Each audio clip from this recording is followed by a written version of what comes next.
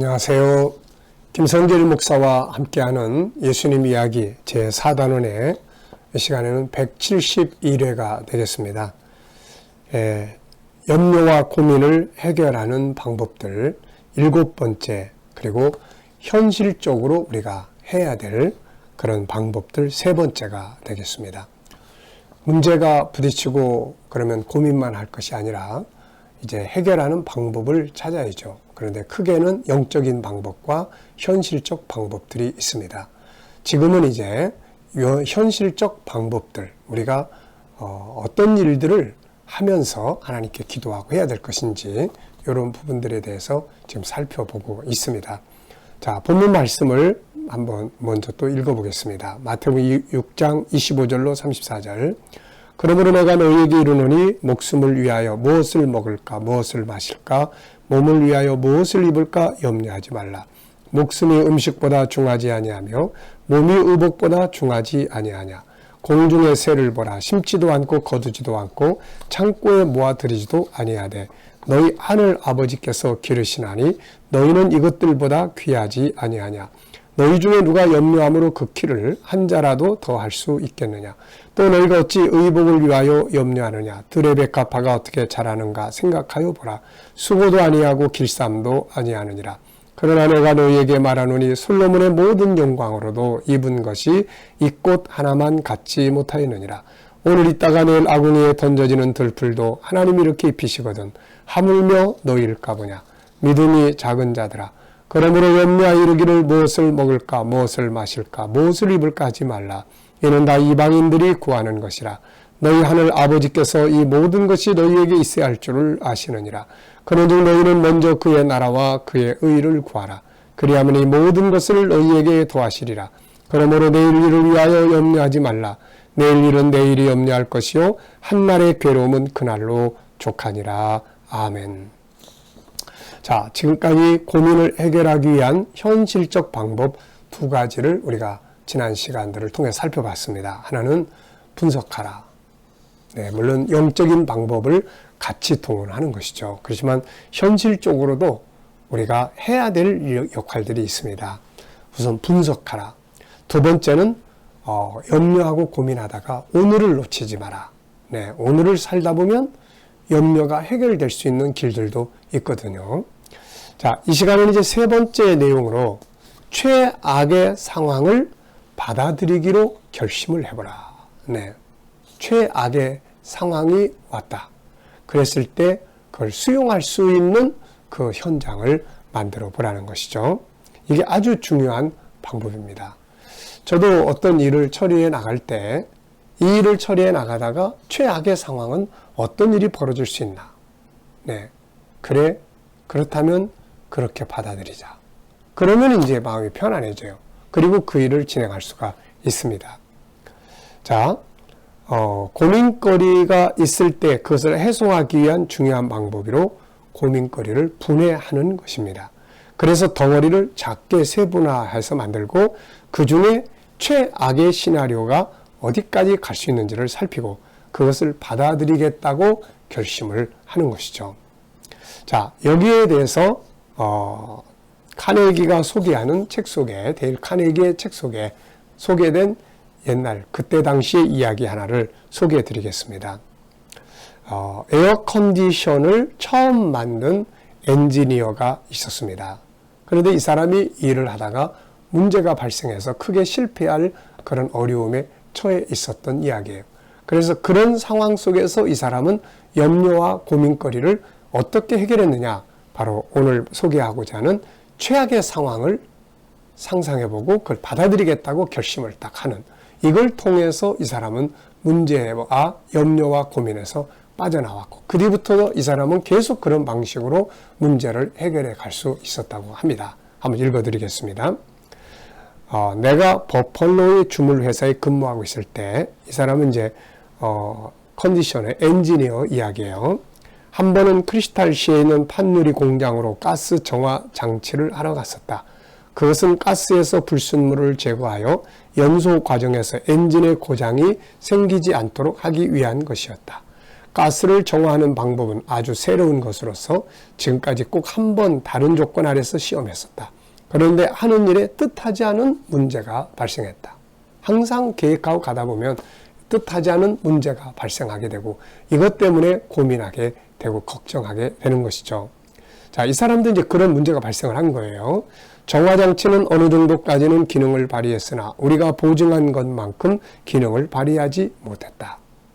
나는 뒤통수를 한 대 맞은 것처럼 실패가며 사로잡히고 말았으며 몸의 구조가 뒤틀리는 기분을 느끼면서 번민을 하기 시작했고 결국 잠을 이루지 못하게 되었다.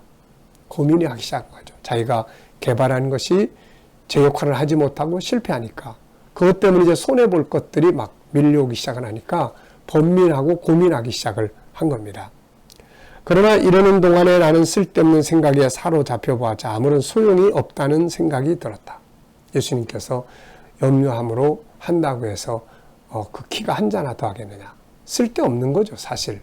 어쩔 수 없이 하는데 아무 소득이 없는 그게 바로 염려예요, 이게. 그래서 이 사람은 그런 걸 이제 생각을 한 거죠. 그리고 이 사람은 이제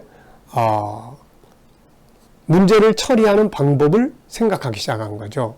그런데 아주 기분 좋게도 이것이 잘 들어맞았어요. 이 사람의 문제 해결 방법을 사용했는데 그게 잘 들어맞았습니다.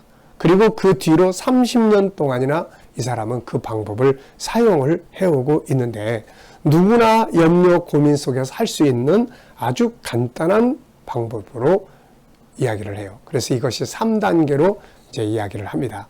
첫 번째 단계는 먼저 상황을 대담 솔직하게 분석하여 실패의 결과로 일어날 수 있는 최악의 경우를 예측해 본다. 아무도 나를 이것 때문에 감옥에 집어넣거나 나를 사살하려 죽이려 들지는 않는다.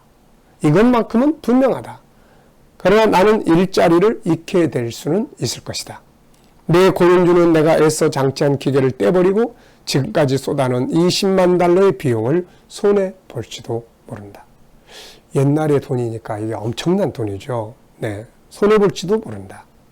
자, 분석을 해보니까 끝에 가서 만약에 이렇게 이거는 아니고 나를 뭐 죽이려고 하지도 않을 거, 감옥에 넣지는 않을 거다. 다만 직장을 잃을 수도 있고 그동안에 투자했던 돈을 손해볼 수도 있다. 이제 이걸 분석을 했죠. 둘째, 어쩌면 일어나게 될지도 모르는 최악의 경우를 예측해 본 뒤 나는 그것을 달게 받아들이기로 했다. 직장 그만두면 새로운 일터를 찾자. 손해를 보면 조금 고생스럽게 살자.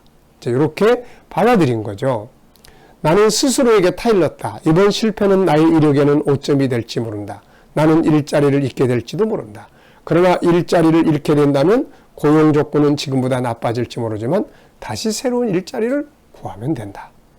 고용주 측은 가스의 불순물을 제거하는 새로운 방법을 실험하고 있는 것이니까 20만 달러에는 실험에 쓰인 연구비로 생각하면 된다.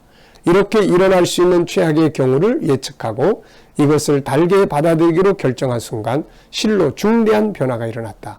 나는 완전히 마음이 홀가분해져서 오랜만에 평화로움을 맛볼 수 있었다. 네. 자, 이렇게 결정을 하니까 마음이 편해지는 거예요.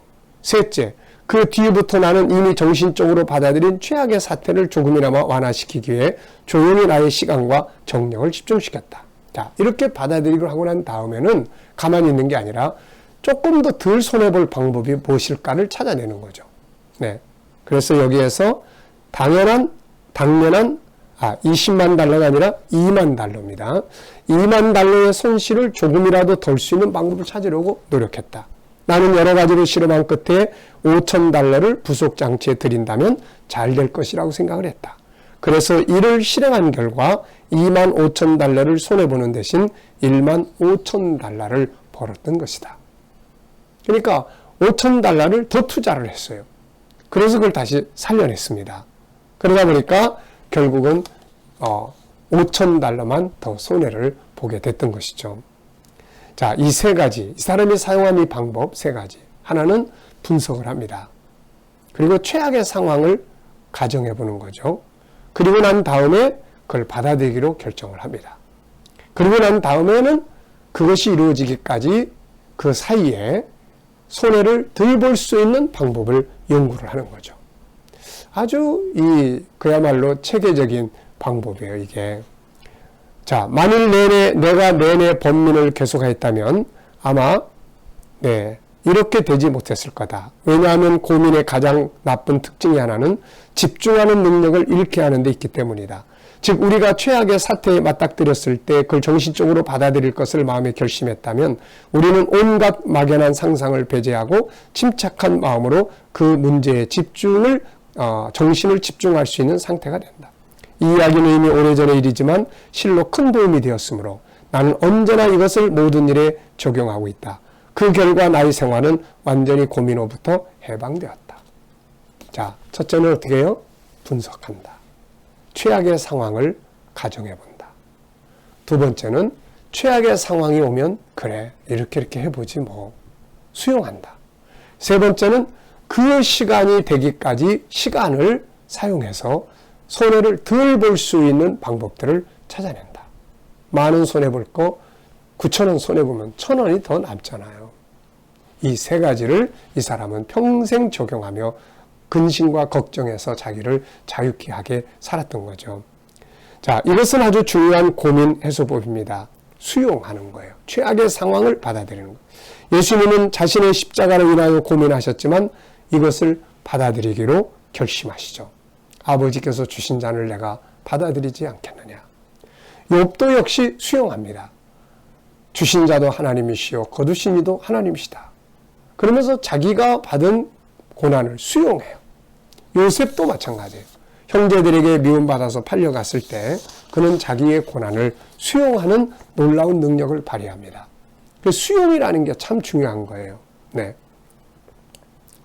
저도 역시 사명을 준비하고 감당해 나갈 때 어려운 일들이 많았지만 그때마다 그래 최악의 상황이 오면 그래 이렇게 해보자.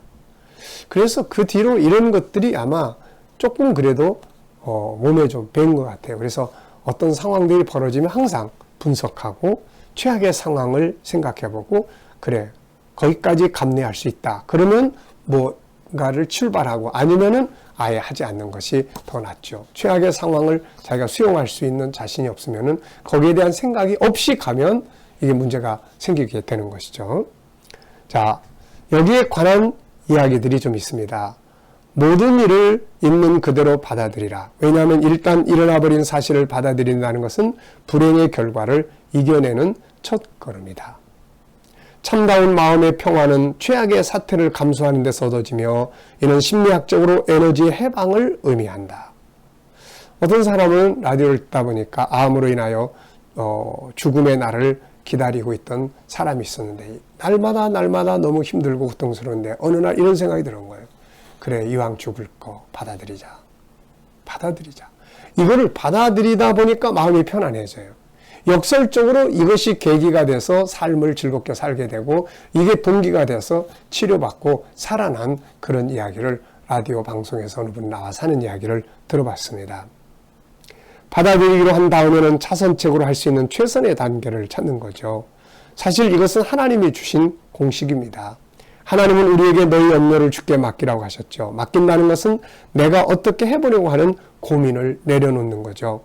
최악의 상황을 받아들이기로 순종하기로 결정한다는 이야기죠. 이때부터 하나님의 역사가 일어납니다. 그래서 주님은 살고자 하면 죽을 것이요 죽고자 하면 살 것이라고 하셨습니다. 실제로 성경에서 상황을 그대로 받아들여서 죽고자 하는 자는 모두 다 살았죠. 에스더도 마찬가지고 그렇습니다. 우리가 부딪힌 여러 가지 염려와 고민 앞에서 때로는 최악의 상황이 어디까지 가나 그래 이렇게 수용해보자. 이것이 염려와 고민에서 우리를 자유하게 하는 아주 중요한 방법이라는 것 기억해 두시기 바랍니다. 자, 이 시간 말씀은 여기서 마치도록 하겠습니다. 감사합니다.